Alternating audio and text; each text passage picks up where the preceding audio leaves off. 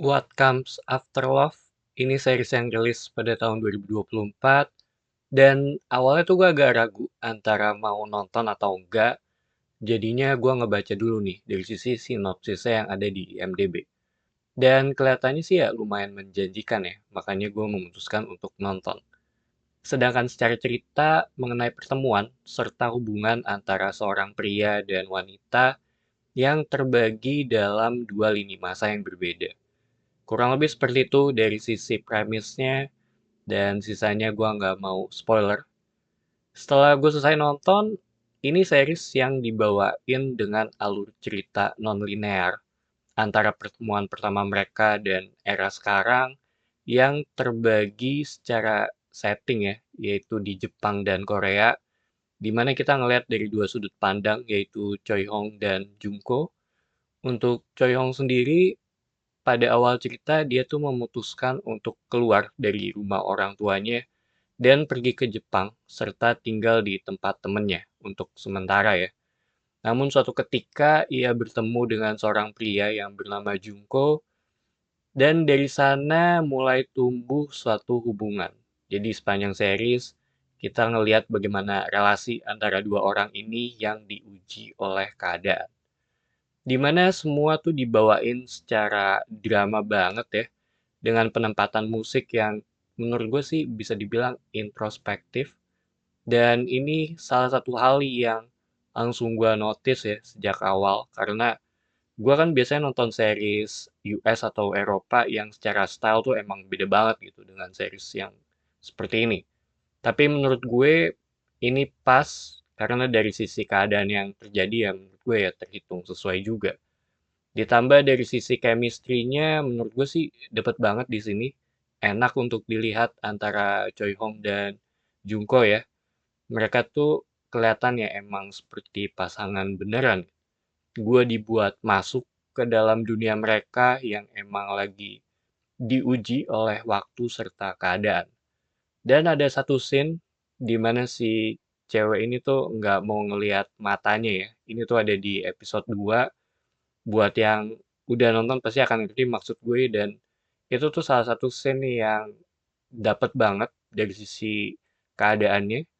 Dan series ini juga menurut gue sih jago banget ya untuk ngemainin emosi gue sebagai penonton, ditambah banyak shot close up-nya juga yang fokusnya tuh di mimik wajah mereka. Jadinya tuh kayak nambah sisi drama ya yang terjadi di sini.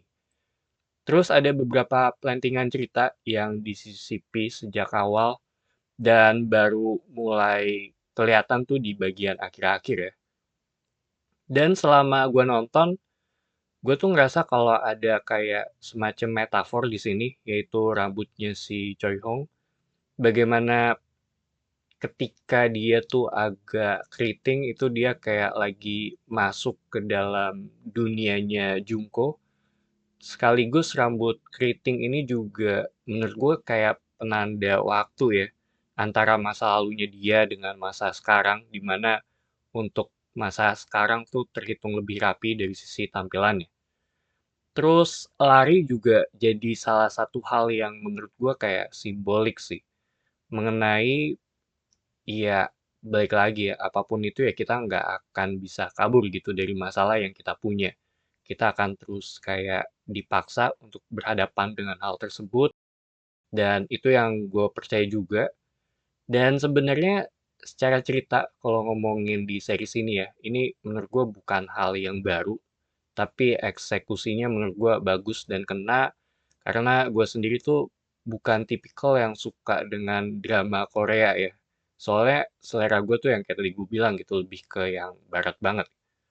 Kalian juga bisa ngeliat sih sebenarnya dari seri-series yang biasa gue review ya, series ataupun film yang biasa gue review.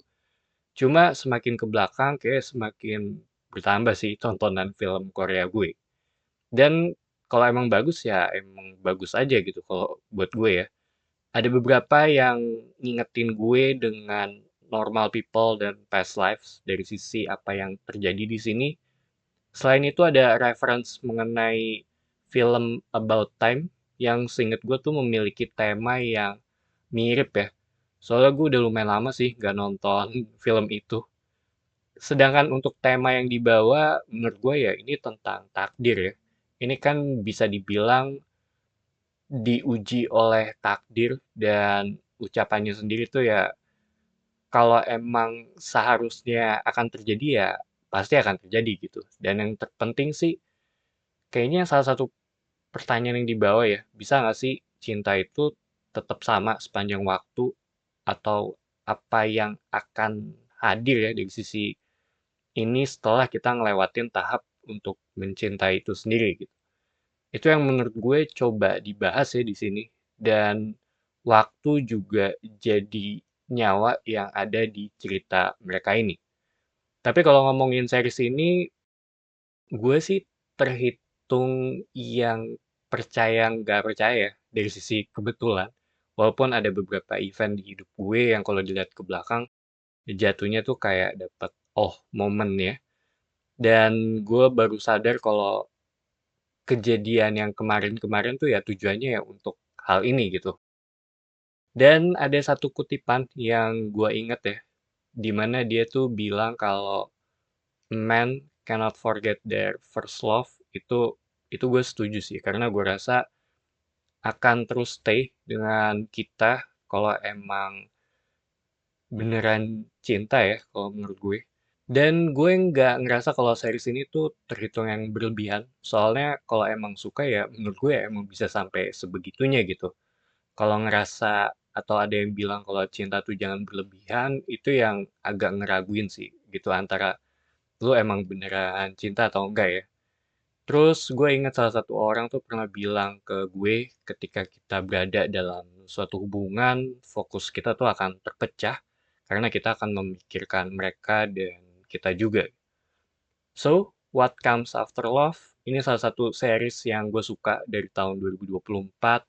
Simple secara cerita dan pelajaran yang gue dapat dari series ini tuh ya untuk ngejar cinta lo gitu. Jangan sampai nyesel ya karena telat untuk mengungkapkannya sama sediain waktu untuk berdua sih. Itu yang menurut gue lumayan penting ya di sini.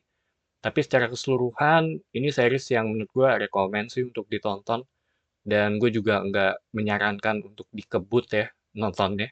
Supaya dapat ruang untuk berpikir sih di tiap episodenya. Jadi itu aja opini gue untuk series ini. Thank you for watching. It's me Patrick signing off.